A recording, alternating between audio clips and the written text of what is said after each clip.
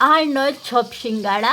আজকে এমন একটা রেসিপি নিয়ে এসেছি যেটা চপ সিঙ্গাড়ার স্বাদকেও ফিল বানাবে। হাই গাইস, আসসালামু আলাইকুম। কেমন আছেন সবাই? আশা করি সবাই ভালো আছেন, সুস্থ আছেন। তো বন্ধুরা, আজকে যে রেসিপিটা নিয়ে এসেছি দুর্দান্ত স্বাদের একটা রেসিপি, যেটা না দেখলে আপনারা বুঝতে পারবেন না। বানাতে একদম কম সময় লাগে। হঠাৎ করে অতিথি আসতে ঝটপট এই স্ন্যাক্স রেসিপিটা বানিয়ে নিতে পারবেন, অথবা বাচ্চারা টিফিনে দিতে পারবেন, অথবা বিকালের নাস্তায়, বিকালের ছায় আড্ডায় তো বেশ জমে যাবে। তো চলুন বেশি কথা না বলে মূল রেসিপিটা আপনাদেরকে দেখিয়ে দিই। তো এখানে আমি একটা প্যান বসিয়েছি চুলার মধ্যে, আর তার মধ্যে আমি প্রথমে দিয়েছিলাম জিরা, কিছু জিরা একটু ভেজে, পরে কাঁচামরিচ আর পেঁয়াজ একটু ভেজে, লালচে ভাব করিনি, একটু একটু হালকা হালকা ভেজে, তারপরে অফ ক্যামেরায় আলু সিদ্ধ রেখেছিলাম, আলুটাই দিয়ে ভালোভাবে আলুটাই ভেজে নেব। তারপরে স্বাদ অনুযায়ী লবণ দিয়েছি, মরিচ দিয়েছি, একটু হলুদের গুঁড়া দিয়েছি, আর অফ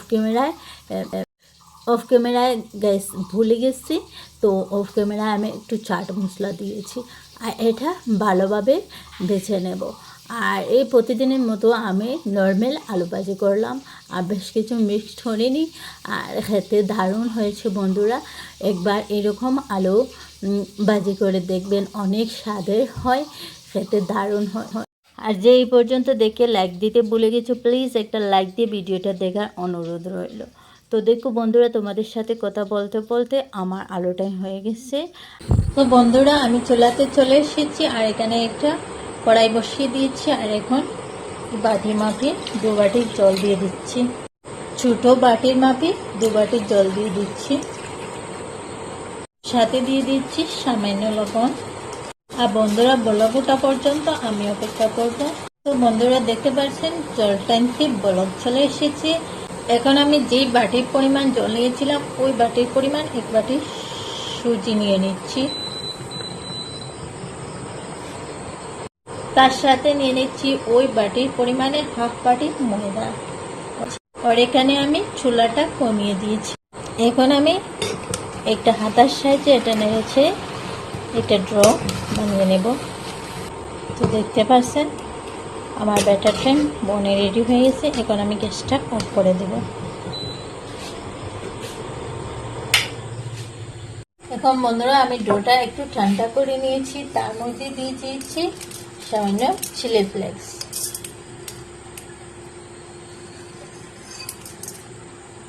আর এখন ভালোভাবে ডোটা মুঠে নেব।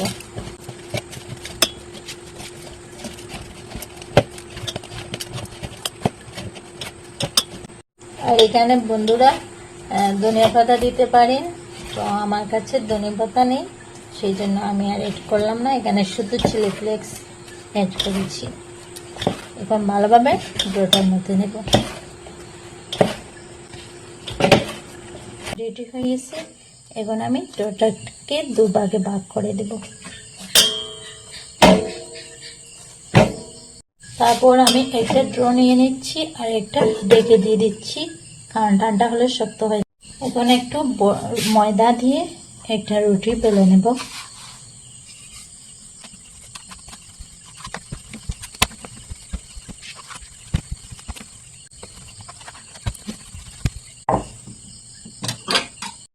এখন আমি একটা চাকুর সাহায্যে সব দিক কেটে নেব।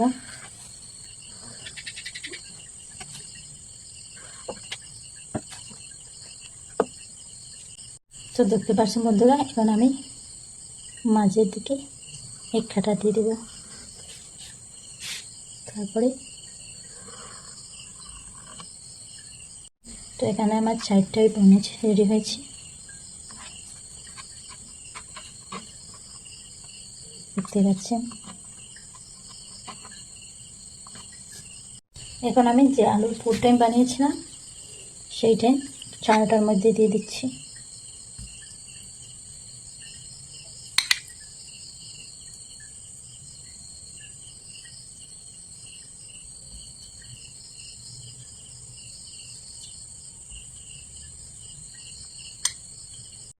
এখন বন্ধুরা দেখতে পাচ্ছেন আমার পুরটা দিয়ে রেডি হয়েছে। এখন একদিক করে এরকম করে লাগিয়ে নেব।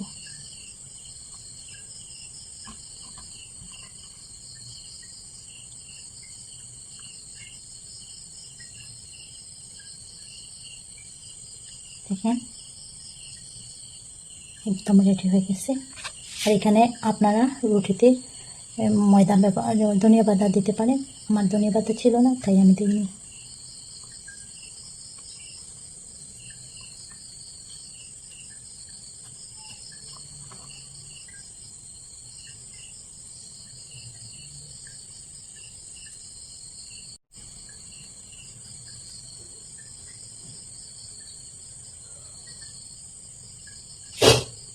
দেখেন এরকম করে আমি সবটি বানিয়ে নেব।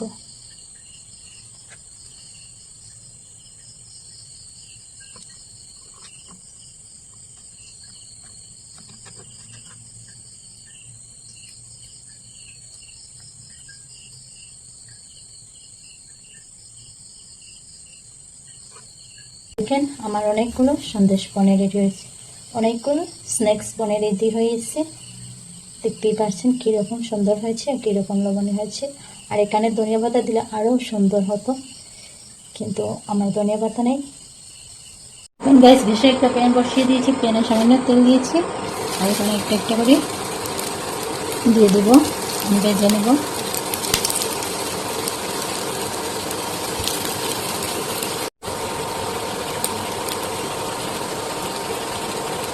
তো বন্ধুরা এখন 2-3 মিনিট অপেক্ষা করব। তো বন্ধুরা 2-3 মিনিট পরে ফিরে আসলাম। দেখেন আমার একদিক হয়ে গেছে, একটা একটি করে সবটি পাল্টে দেবো।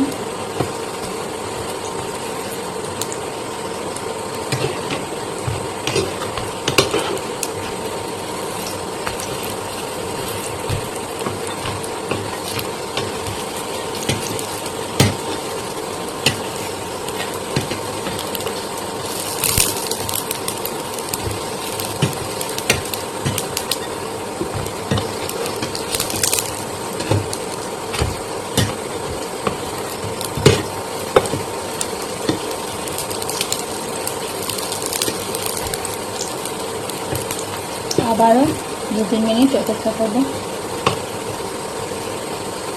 তো বন্ধুরা ফাইনালি আমার টাইম হয়ে গেছে, দেখতেই পাচ্ছেন। এখন আমি এটাই উঠিয়ে নিচ্ছি।